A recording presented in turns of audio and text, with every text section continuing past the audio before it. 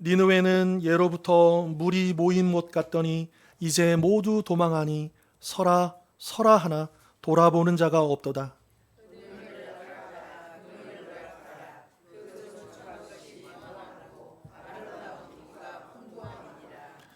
니느웨가 공허하였고 황폐하였도다. 주민이 낙담하여 그 무릎이 서로 부딪히며 그 모든 허리가 아프게 되며 모든 낯이 빛을 잃도다.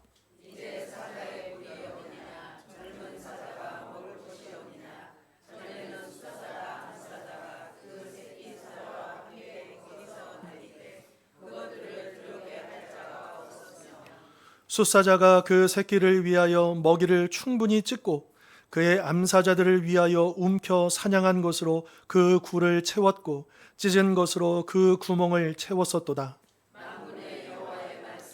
내가 내 대적이 되어 내 병거들을 불살라 연기가 되게 하고 내 젊은 사자들을 칼로 멸할 것이며 내가 또 내 노력한 것을 땅에서 끊으리니 내 파견자의 목소리가 다시는 들리지 아니하리라 하셨느니라. 아멘. 사람은 누구나 피난처를 찾으며 살아갑니다. 왜 그럴까요? 사람은 본래 불안한 존재이기 때문입니다. 미래를 알지 못하고 건강을 장담할 수 없으며 우리의 생명조차 내일을 보장할 수 없죠. 그래서 사람들은 저마다 자신 나름의 피난처를 만들며 살아갑니다. 어떤 사람은 돈을 피난처로 삼고요. 또 어떤 사람은 권력을 붙듭니다. 어떤 사람은 학벌을, 어떤 사람은 자녀를, 어떤 사람은 부동산을, 어떤 사람은 자신의 건강과 능력을 의지합니다. 그런데 문제는 우리 성도들 가운데서도 입술로는 하나님을 믿는다고 말하지만 실제 삶에서는 하나님보다 다른 것을 더 붙들고 살아갈 수 있다는 것입니다. 그래서 성경은 오늘 우리에게 이렇게 묻습니다. 너가 의지하는 그것이 정말 너를 끝까지 지켜줄 수 있겠느냐? 오늘 본문의 니느웨가 바로 그런 도시였습니다. 니느웨는 당시 세계 최강국인 아수르 제국의 수도였습니다. 성벽은 무려 30m에 이르는 그런 높이였고 군대는 말할 수 없이 강했고 재물은 흘러넘쳤습니다. 그래서 당시 사람들은 그 성이 무너질 것이라 상상할 수 없었습니다. 니느웨 자신도 자기 제국이 영원할 것처럼 그렇게 여겼다라고 하는 거죠. 그러나 하나님께서 그들을 향하여 심판을 선언하시는 순간 그 견고했던 성은 한순간에 무너졌다라고 하는 겁니다. 그래서 우리가 오늘 읽은 이 본문의 말씀은 단지 한 도시의 멸망을 기록한 과거의 역사가 아닙니다. 하나님을 대적하고 세상의 힘을 의지하는 모든 인간의 결국이 무엇인지를 보여주는 말씀이며 동시에 오직 하나님만이 우리의 참된 피난처이심을 가르쳐주는 말씀인 것입니다. 오늘 말씀을 통해 하나님께서 우리에게 주시는 다음 세 가지의 교훈을 함께 살펴보도록 하겠습니다. 첫째로 하나님이 심판하시면 가장 견고한 성도 한순간에 무너진다는 것입니다. 오늘 본문 8절 보실까요? 니느웨는 예로부터 물이 모인 못 같더니 이제는 그 물이 도망하는도다. 니느웨는 오랫동안 물이 가득한 큰 못과 같았습니다. 물이 풍성한 저수지는 쉽게 마르지 않죠. 계속 물이 모이고 계속 채워집니다. 니느웨가 그랬습니다. 전쟁을 하기만 하면 이겼고 조공이 끊이지 않았으며 금과 은이 계속 쌓였습니다. 경제도 군사도 권력도 모든 것이 계속 니느웨로 흘러들어왔습니다. 그래서 마치 끝없이 물이 모이는 거대한 못과 연못과 저수지와 같았다라고 하는 거죠. 그런데 8절에서 하나님께서 뭐라고 하십니까? 이제 그 물이 어떻게 한다? 도망한다. 이렇게 말씀하십니다. 결코 마르지 않을 것 같았던 그 힘이 한순간에 빠져나간다라고 하는 거죠. 그 결과 어떻게 되었습니까? 사람들이 정신없이 도망갑니다. 왕도 도망가고 군인도 도망가고 백성들도 모두 다 도망갑니다. 8절 하반절 보실까요? 그 도망가는 사람들을 향해서 뭐라고 합니까? 서라, 서라. 그렇지만 돌아보는 자가 없습니다. 도망가기에 바쁩니다. 지휘관들이 아무리 멈추라고 도망가지 말라고 다시 그 군인들을 향해서 전열을 갖추라고 이야기해도 소용이 없습니다. 왜 그렇습니까? 공포 때문이죠. 사람은 두려움이 밀려오면 이성을 잃습니다. 니느웨가 바로 그런 상태였다라고 하는 겁니다. 이 장면을 보면서 우리는 시편 127편의 이 말씀을 기억해야 합니다. 여호와께서 성을 지키지 아니하시면 파수꾼의 깨어있음이 헛되도다. 여러분, 이 당시 니느웨의 문제는 성벽 때문이었습니까? 아닙니다. 군대가 문제였습니까? 아닙니다. 하나님이 지키시면 안전한 것이고 하나님이 떠나시면 아무것도 안전하지 않는다라고 하는 겁니다. 그런데 오늘 우리도 마찬가지입니다. 우리 대부분 다 아마 하나 이상의 보험을 다 들고 계실 겁니다. 또 나름대로의 노후도 준비하고 계실 겁니다. 또 건강도 지키고 있고요. 또 우리가 우리의 인생을 또 미래를 그렇게 준비하죠. 당연히 우리 믿음 있는 사람들도 그런 준비를 해야 합니다. 그러나 문제는 그 준비 자체가 아니라 그 준비를 하나님보다 더 신뢰하는 데 있다는 거죠. 그래서 믿음의 사람은 준비하지 않는 사람이 아니라 준비하되 그 준비하는 것보다 하나님을 더 의지하는 사람인 것입니다.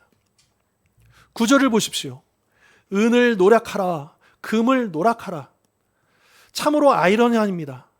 이 은과 금은 평상시에 아수르가 그렇게 긁어모았던, 침략해서 빼앗았던 은과 금입니다.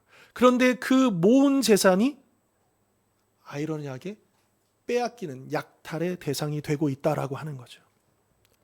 니느웨는 수많은 나라를 침략하여 금과 은을 빼앗았고 그렇게 모은 재물이 산더미처럼 쌓였습니다.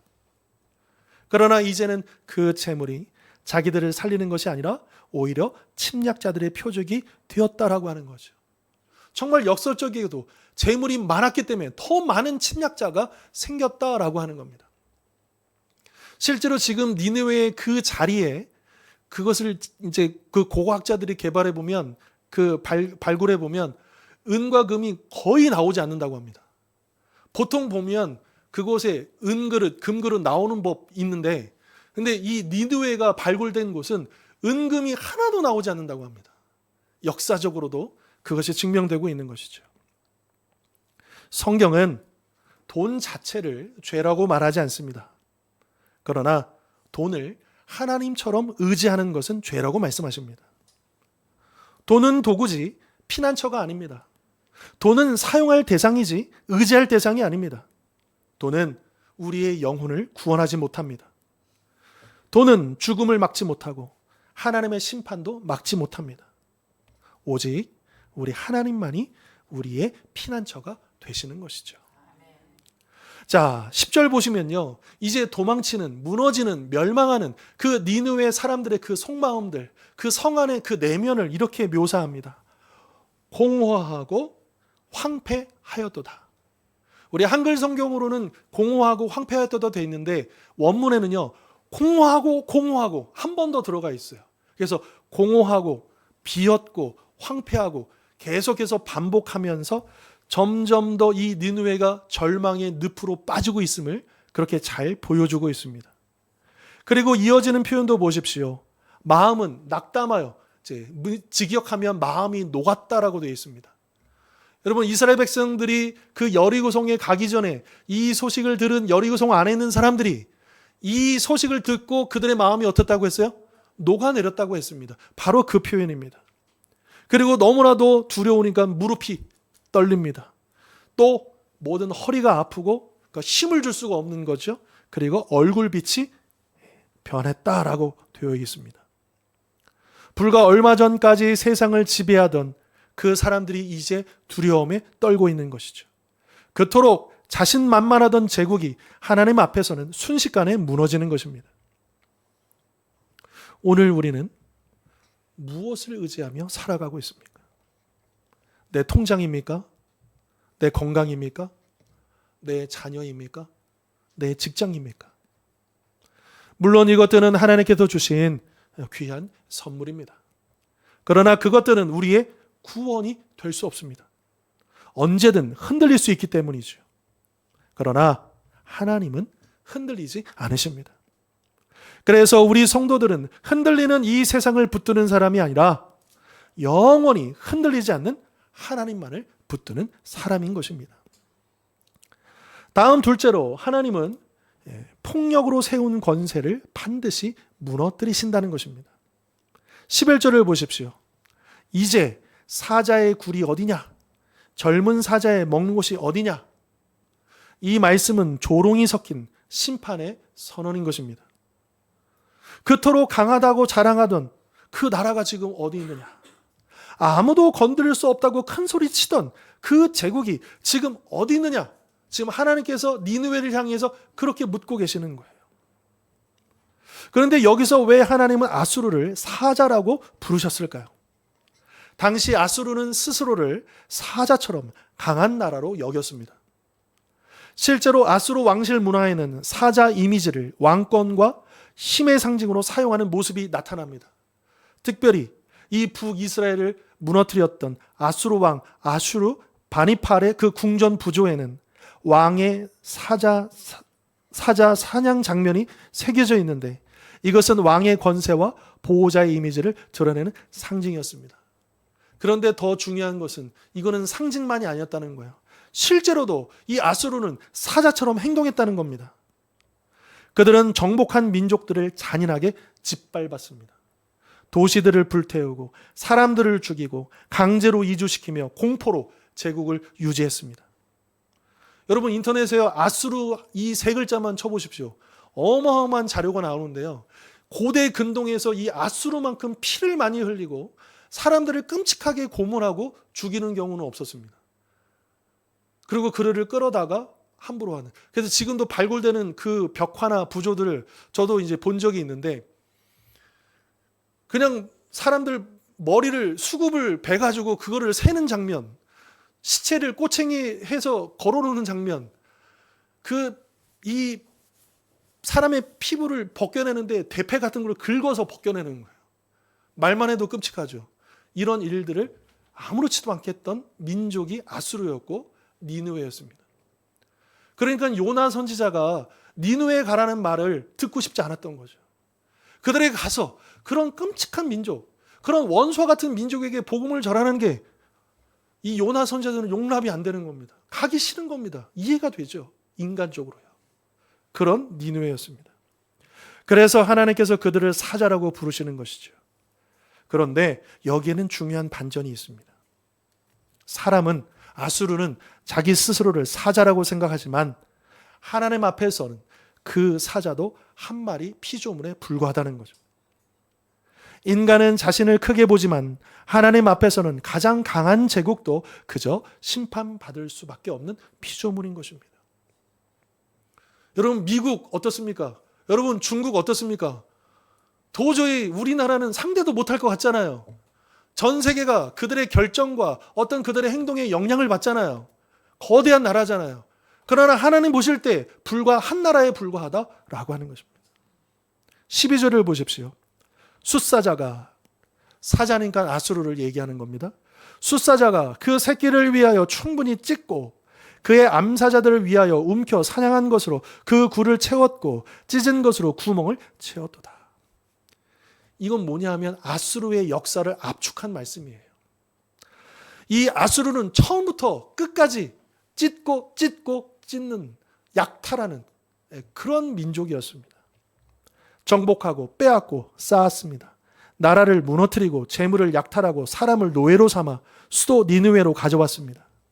그렇게 그들의 창고는 가득 넘쳤지만 사실 그 창고는 다른 민족의 눈물로 채워졌던 것이죠. 그런데 사람은 그것을 성공이라고 부를지 몰라도 하나님은 그렇게 부르지 않으십니다. 하나님은 그저 그것을 뭐라고 하시느냐? 찢은 것이다. 약탈한 것이다. 그렇게 말씀하십니다. 인간은 화려한 궁전을 보지만 하나님은 그 궁전 뒤에 있는 눈물을 보십니다. 인간은 경제력을 보지만 하나님은 그 경제력이 어떻게 만들어졌는지를 보십니다. 인간은 승리를 보지만 하나님은 그 승리 속에 감춰진 폭력을 보십니다. 이것이 바로 하나님의 시선입니다. 여러분, 솔로몬이 죽은 다음에 북이스라엘과 남유다가 갈리잖아요. 그런데 거기에는 여러 가지 이유가 있습니다. 그런데 한 면이 뭐냐 하면 이 솔로몬 시대에 행했던 수많은 건축들, 성전을 비롯하여 그의 궁궐과 수많은 요새들, 건축들, 거기에 온 나라가 지쳐 있었어요. 그래서 새로운 왕이 나면서 새로운 시대가 열면서 백성들이 원하는 건 뭐냐 하면 조금 그 짐에서 벗어나고 가벼웠기를 원했던 거죠. 그러나 그의 아들 르호보암은 아버지보다도 더 강력한 정책을 펼치겠다 얘기하고 그래서 버림을 받게 되지 않습니까? 하나님의 시선을 우리는 여기서 보아야 한다라고 하는 겁니다. 우리는 종종 결과만 봅니다. 크면 성공한 줄 압니다. 많으면 복받은 줄 압니다. 높아지면 그것이 옳은 줄 압니다. 이긴 것이라고 생각합니다. 그러나 하나님은 결과만 보시지 않습니다. 과정까지 보신다는 거예요. 우리 교회학교 친구들 또 지금 수험생들이 있는데 합격!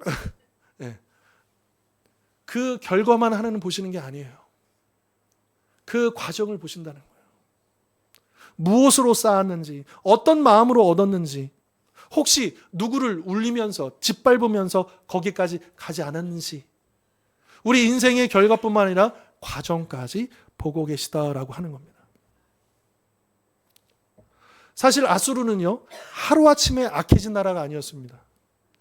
오랫동안 폭력을 행사했고 오랫동안 다른 민족들을 괴롭혔습니다. 그런데도 하나님은 즉시 그들을 심판하지 않았습니다. 이 아수르 제국이요, 한 300년 갑니다. 이 어마어마한 공포 정치가요, 300년 동안 이어집니다. 그런데 하나님은 즉시 심판하지 않으셨어요. 왜일까요? 우리 하나님은 오래 참으시는 분이시기 때문입니다. 그러나 오래 참으신다고 해서 그 죄를 잊으시는 게 아닙니다. 하나님의 오래 참으심, 그 인내하심은 죄를 허용하시는 게 아니라 그 죄 짓고 있는 그들이 회개할 수 있는 기회를 주고 계시다라고 하는 거죠. 니느웨는요, 한 번 그 기회를 이미 얻었습니다. 아까 말씀드렸던 요나 선지자가 약 100여 년 전에 그들에게 가서 하나님의 경고의 말씀을 전했고 그 니느웨 12만 명의 사람들이, 여러분 이 수천 년 전에 12만 명이 살았어요. 한 성이에요. 어마어마한 사람들이죠. 그렇지 않습니까?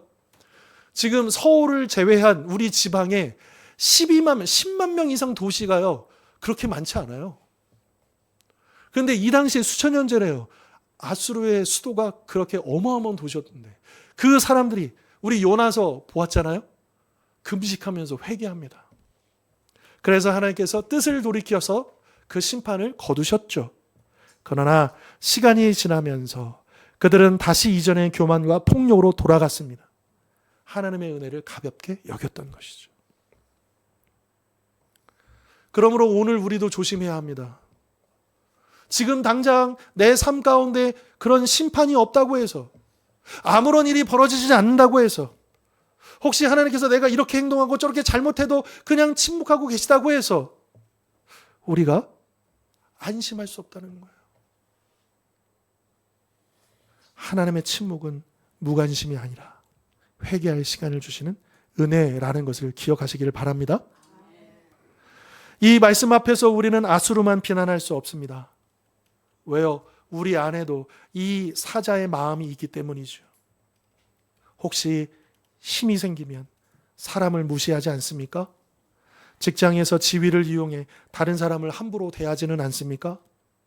가정에서 부모라는 이유로, 남편이라는 이유로, 아내라는 이유로 상대를 억압하지는 않습니까?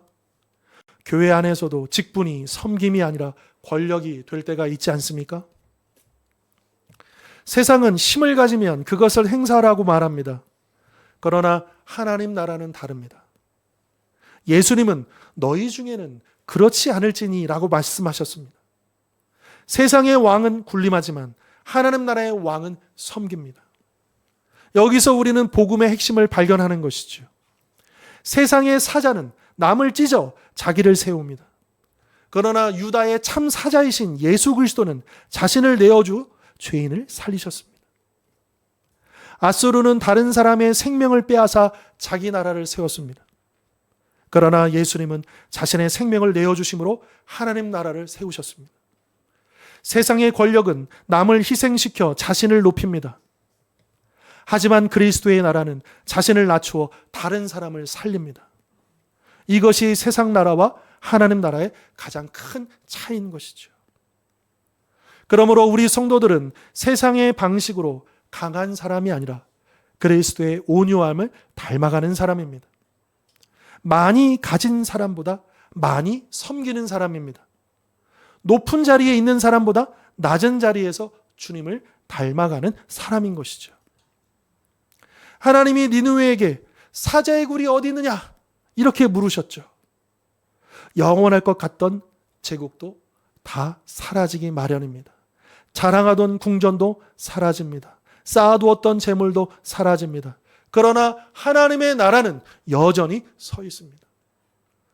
여러분, 인류 역사 속에서 그 수많은 제국들과 수많은 강대국들이 다 흥망성쇠로 일어났다가 사라지지 않았습니까?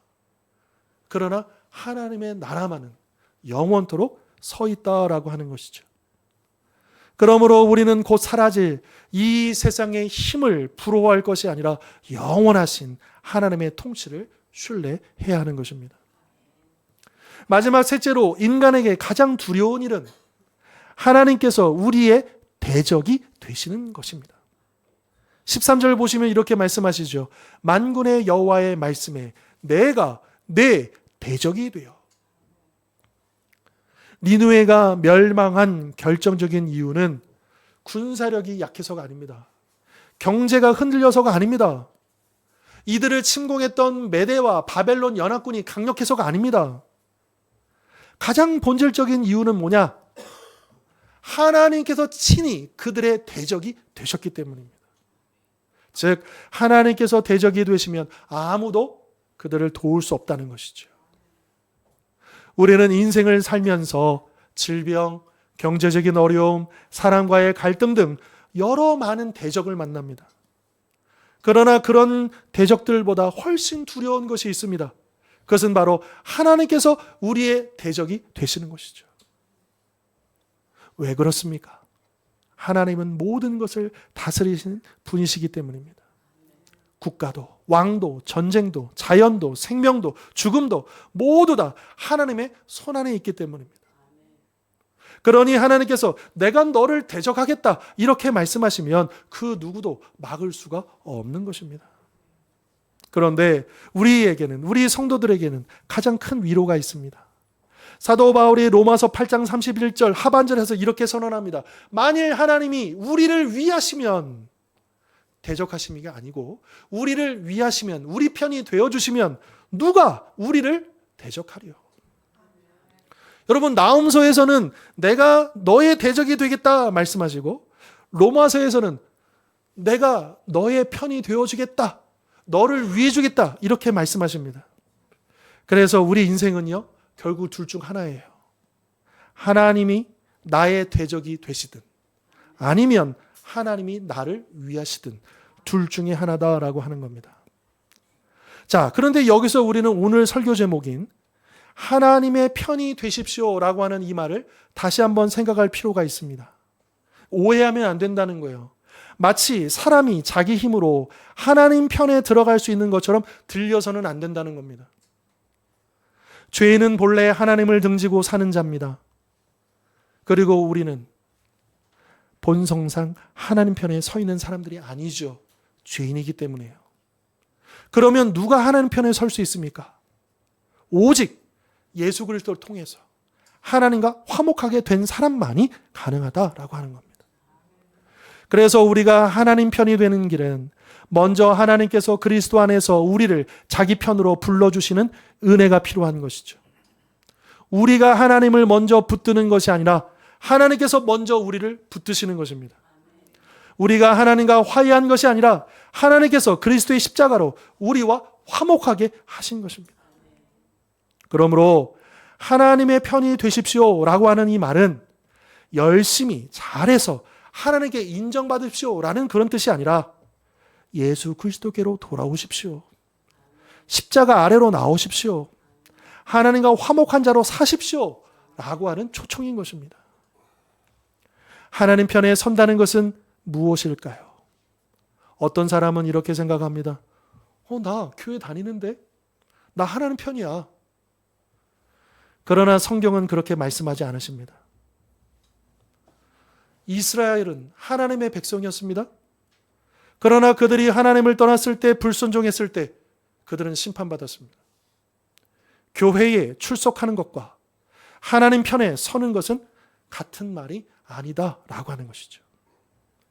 하나님 편에 선다는 것은 하나님 말씀 앞에 내 자신을 굴복시키는 것이요, 내 생각보다 하나님의 뜻을 앞세우는 것입니다.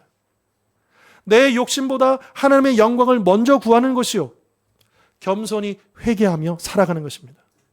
그리고 무엇보다 오직 그리스도를 의지하며 사는 것입니다. 자, 이제 하나님은 니느웨가 그토록 의지하던 것들을 하나하나씩 꺾으십니다. 자, 먼저 보시면 13절에 내 병거들을 불살라 연기가 되게 하고, 이 당시의 병거는 최강의 무기입니다. 최신식 무기입니다. 오늘날로 말하면 첨단 무기 체계와 같습니다. 아수르는 그것을 자랑했고요. 그렇지만 하나님은 그것을 한순간에 뭘로 만들어요? 연기가 되게 만들어요. 무기가 약해서가 아닙니다. 하나님이 허락하시지 않으면 그렇게 되는 거예요. 오늘날 사람들은 과학을 자랑합니다. 기술을 자랑합니다. 그러나 성도는 기술을 신뢰하는 사람이 아니라 기술을 허락하신 하나님을 신뢰하는 사람입니다. 수단을 사용하는 사람이지만 그 수단에 구원을 걸지는 않는 사람입니다. 여러분, 우리나라가 요즘 뭘 자랑하고 있습니까? 그걸로 우리가 구원받는 게 아니라는 거예요. 그렇게 자랑할 수 있도록 그렇게 허락하신 그분을 믿어야죠. 그분을 의지해야죠. 그래야 우리 민족에 소망이 있는 것입니다. 계속해서 하나님은 말씀하십니다. 13절 계속 보시면 내 젊은 사자들을 뭘로 멸할 것이다? 칼로 멸할 것이다. 여러분, 젊은 사자는요, 미래를 의미합니다. 후계자들이에요. 다음 세대예요. 앞으로 나라를 이끌어갈 힘입니다. 그런데 현재 아무리 강해도 하나님께서 미래를 거두시면 끝입니다. 그래서 우리는 자녀를 위해, 후손을 위해 애쓰되 재산만 남기려 하지 말고 믿음을 물려줘야 합니다. 하나님을 경외하는 신앙이 가장 큰 유산이기 때문이죠. 또 하나님은 말씀하시죠. 계속 보시면 13절에 내가 또 내 노력한 것을 땅에서 어떻게 하신다? 끊으리니. 아수르는 끊임없이 약탈하며 살아왔습니다. 전쟁으로 부유해졌고 남의 것을 빼앗아 나라를 유지했습니다. 그러나 하나님은 이제 말씀하십니다. 이제 끝이다 말씀하십니다. 죄는 반복됩니다.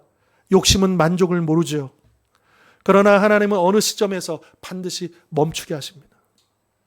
그래서 죄가 오래 가는 것처럼 보여도 영원히 성공하지는 못하는 것입니다. 그 수많은 강대국들, 그 제국들이 그 죄로 인해서 영원할 것 같았지만 영원하지 못한 이유가 바로 여기 있는 것입니다. 마지막으로 하나님은 13절에서 이렇게 말씀하시죠. 내 파견자의 목소리가 다시는 들리지 아니하리라. 여기 파견자라고 번역된 말은 뭐냐면 특사예요. 여러분, 영화에 보면 우리 교회학교 친구들 알겠지만 그 영화 300이라는 영화 있어요. 그러면 그 페르시아의 그 황제가 그 특사를 보내요. 그 그리스 도시들에. 그래서 항복하라고, 조공을 바치라고. 그랬을 때 그 스파르타의 왕이 그를 발로 걷어차는 장면이 되게 유명할 겁니다. 그런 특사를 얘기하는 거예요. 그래서 아수르는 계속해서 나라마다 보내서 항복해라, 조공을 바쳐라, 굴복해라, 그렇게 협박을 했다는 거예요. 그런데 이제는 그 목소리가 사라집니다. 왜요? 하나님께서 침묵하게 하셨기 때문이죠. 이처럼 세상을 떠들썩하게 만들던 제국도 하나님께서 말씀 한마디면 역사의 무대에서 조용히 사라지는 것입니다. 지금 어느 나라들이 그렇게 협박하고 있습니까? 있죠. 군사력을 앞세워서, 경제력을 앞세워서 약하고 가난 그런 나라들을 협박하죠. 하나님께서 보고 계십니다. 아수르만이 아니었다는 거예요. 애굽도, 아수르도, 바벨론도, 페르시아도, 헬라도, 로마도 다 그렇게 지나갔습니다. 그러나 하나님 나라는 지금도 계속되고 있습니다. 그래서 오늘 본문은 우리에게 이렇게 묻고 있습니다. 너는 누구를 두려워하며 살고 있느냐? 사람입니까? 경제입니까? 권력입니까? 아니면 하나님입니까? 사람을 두려워하면 사람의 눈치를 봅니다. 세상을 두려워하면 세상에 끌려갑니다. 그러나 하나님을 경외하면 사람의 눈치에서 자유하게 되고 세상에 끌려가지 않게 되는 것이죠. 오늘 본문에서 우리는 니느웨의 마지막 모습을 보았습니다. 한때는 세상이 두려워하던 도시였고 누구도 함부로 넘볼 수 없는 성벽을 가지고 있었습니다. 또한 세계 최강의 군대를 가지고 있었고 금과 은이 끝없이 쌓여 있었습니다. 그래서 사람들은 니느웨는 영원할 것이라 말했을 것입니다. 그러나 하나님께서 그들의 대적이 되시는 순간 그 모든 것들이 뒤집혔습니다. 물이 빠져나가듯 백성들은 도망쳤고 금과 은은 약탈당했으며 사자의 굴은 흔적도 없이 사라졌습니다. 그런데 이 말씀은 과거 아수르의 이야기로 끝나지 않습니다. 왜냐하면 성경은 언제나 과거의 사건을 통해 오늘의 우리를 비추고 계시기 때문입니다. 그래서 우리는 니느웨라는 과거의 거울 속에서 오늘 우리 자신의 모습을 보아야 하는 것입니다. 니느웨가 의지했던 것이 무엇이었습니까? 성벽이었고 군대였고 재물이었고 권력이었습니다. 그렇다면 오늘 우리는 무엇을 붙들고 있습니까? 경제만 안정되면 괜찮을 거야. 자녀만 잘 되면 돼. 건강하기만 된다니까? 노후만 준비되면 든든해. 정말 그렇습니까? 물론 우리는 성실하게 일하고 지혜롭게 준비하고 가정을 돌보며 미래를 계획해야 합니다. 그러나 그 모든 것 위에 하나님을 두어야 합니다. 준비는 하되 준비를 믿지 말아야 합니다.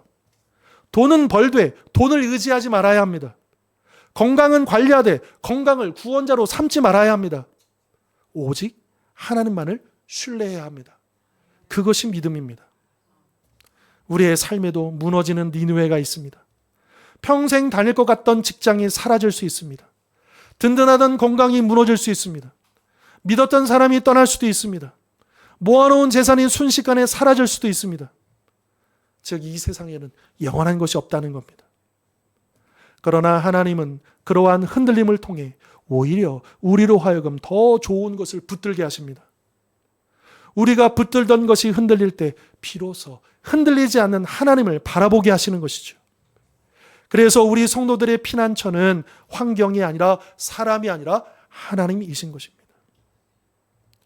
환난이 없다는 것이 복이 아닙니다. 환난 속에서도 피난처가 있다는 것이 참된 복인 것이죠. 세상 사람들은 환경이 무너지면 함께 무너집니다. 그러나 우리 성도들은 환경이 무너져도 하나님 때문에 그 피난처 때문에 다시 일어서게 됩니다. 우리의 안전이 환경이 아니라 하나님께 달려있다는 것입니다. 오늘 하나님은 우리에게 이렇게 물으십니다. 너의 피난처는 어디에 있느냐? 무엇을 붙들고 살아가고 계십니까? 돈입니까? 건강입니까? 자녀입니까? 직장입니까? 명예입니까?